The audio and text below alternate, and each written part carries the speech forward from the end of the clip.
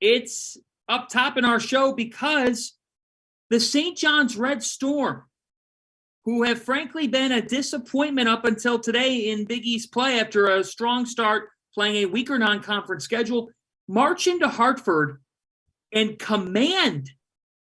They didn't just win by 1 or 2. They command the UConn Huskies 85-74. Randolph Childress, what happened? UConn's guard play has to get better. Mm-hmm.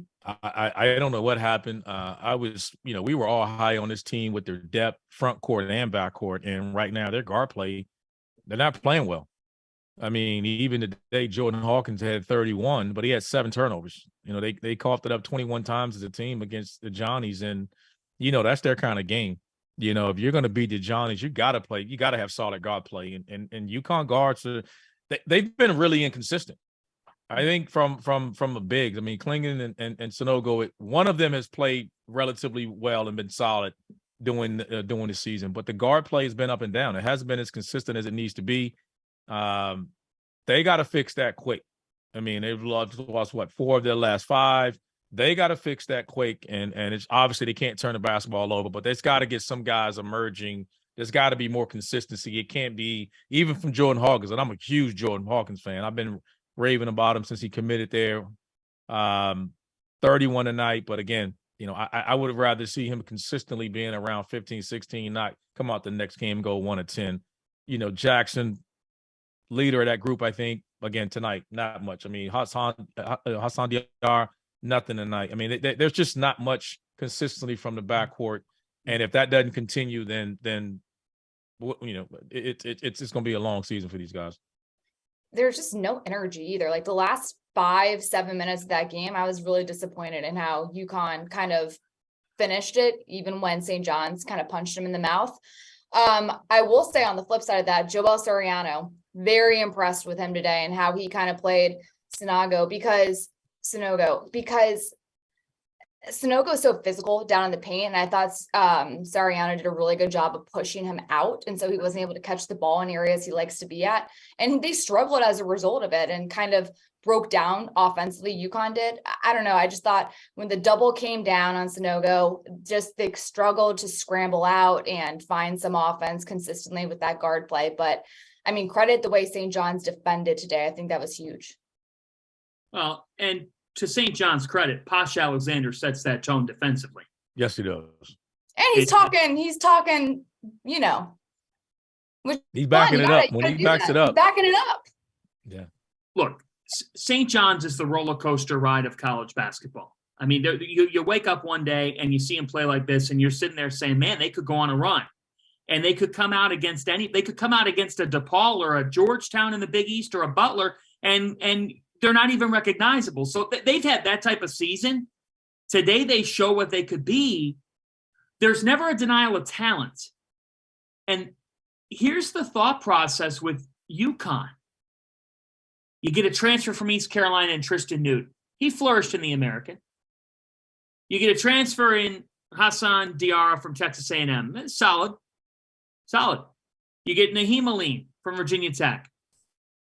Like, I would say this. On a day where Jordan Hawkins is scoring 31, UConn should be beating most everybody, but they shouldn't be losing by double digits under any circumstances to a team that's in the back half of the Big East. That tells you how rough their point guard play is right now. And it does beg the question, like, at this point in the year, I want to know for both you guys, at this point in the year, can you really tweak that much?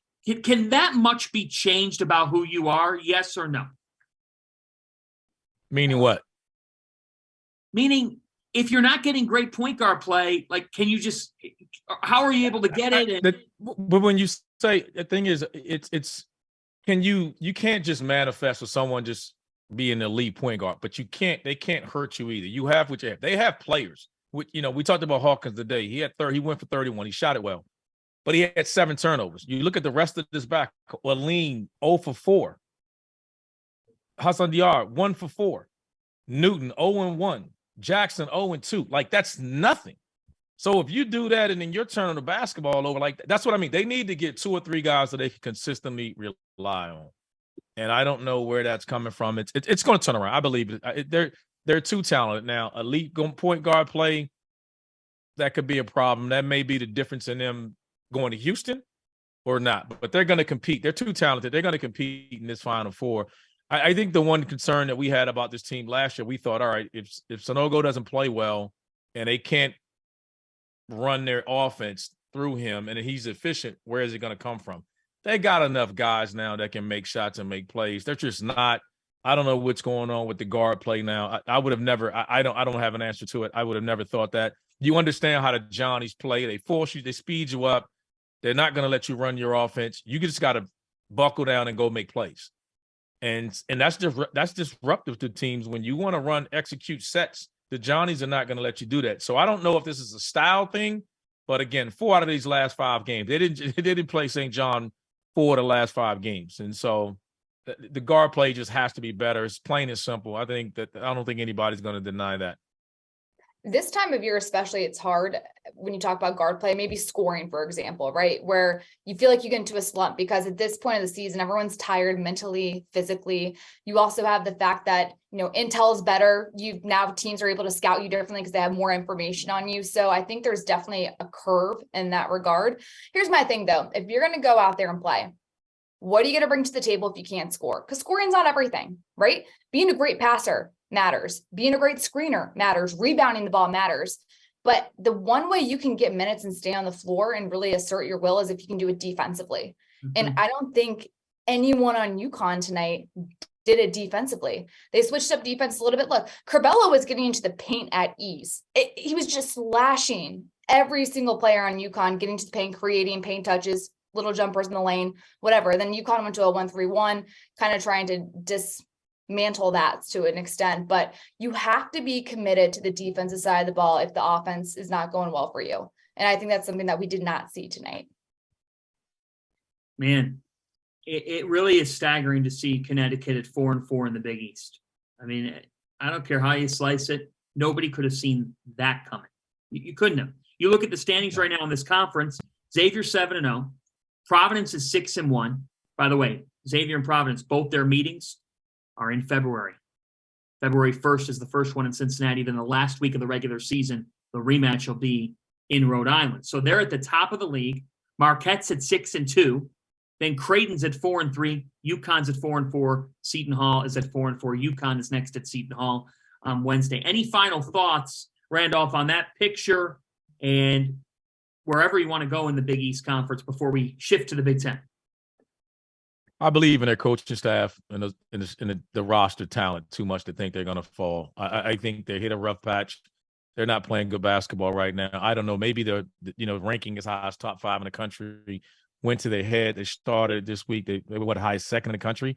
You don't know what that does to a group of young men that just and now they went from hunting people to being hunted, and they'll figure it out. I just, even if it means guys will start, Hurley will send a message. If that means guys start sitting down, they played 10 guys tonight. If that means they'll play the next game with a 7-man rotation, he'll light a fire. He's too fiery a guy. That's one thing I'm not worried about. That problem will get resolved quickly. And the one thing about playing early, sometimes you can play yourself out of it and you got to scramble late. Like there's teams like that. And Creighton's one of those teams. We thought they were a highly ranked team. They lost so many games early on. They're going to have to make a magical run come tournament time. I think they dug themselves in such a large hole. UConn hasn't. They'll still be nationally ranked next week, maybe in the late, teens or so. They'll figure it out. I'm not worried about them long term. Now, if their guard play doesn't improve, then it eliminate, how far of a tournament run they'll make. But I'm not down on them like that.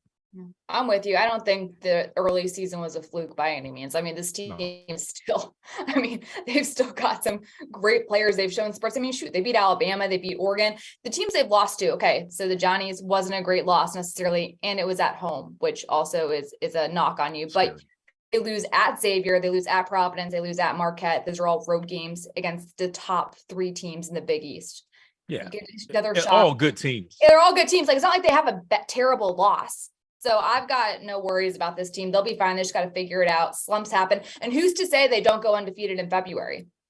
It happens all the time and just swings momentum. Anything can happen this time of year. That's why it's so hard to be like, are you down? Are you out on somebody? It's so crazy. Like these conferences, when you look at the Big East, the Big Ten, SEC, it doesn't matter. From top to bottom, there's so much parity. You just got to ride the storm. Conference road wins are as hard as anything to get. Mm-hmm.